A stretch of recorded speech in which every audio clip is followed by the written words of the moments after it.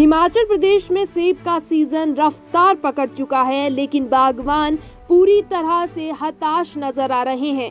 मंडियों में सेब की उचित कीमत नहीं मिल पा रही है। बड़े बागवान को परेशानी ज्यादा नहीं है, लेकिन छोटे बागवान की कमर टूट गई है।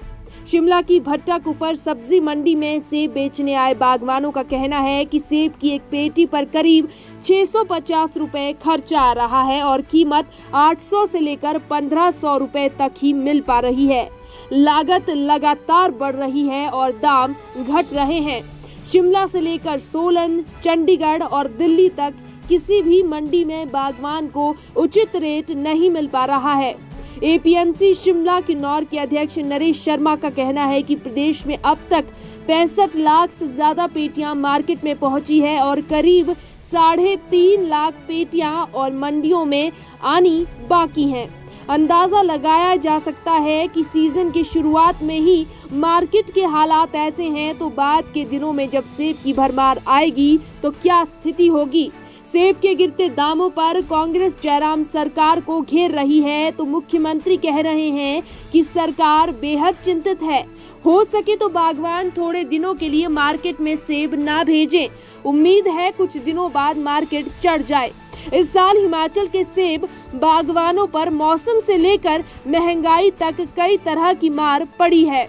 पहले बेमौसमी बारिश, बर्फबारी और ओलावृष्टि ने फसल को नुकसान पहुंचाया। उसके बाद स्प्रे की दवाइयों पर मिलने वाली सब्सिडी सरकार ने खत्म कर दी। एंटी हेल नेट को लेकर भी राहत नहीं मिली। खाद से लेकर दिहाड़ी और ढुलाई तक सब कुछ महंगा हो गया है।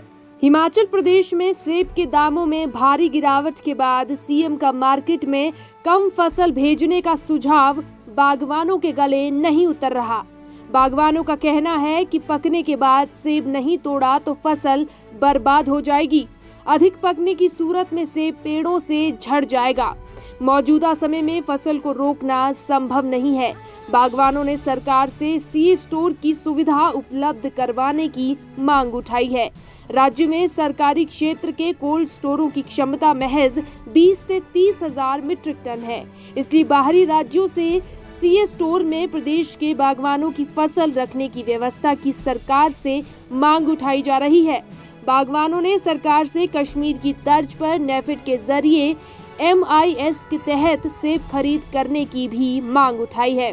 कश्मीर में धारा 370 हटने के बाद तनाव की स्थिति के चलते केंद्र सरकार ने नेफेड के जरिए सेब उत्पादकों के लिए डायरेक्ट बेनिफिट स्कीम लागू की थी और 5000 करोड़ का सेब खरीदा था। इसी तर्ज पर हिमाचल में भी सेब खरीद की मांग उठाई जा रही है।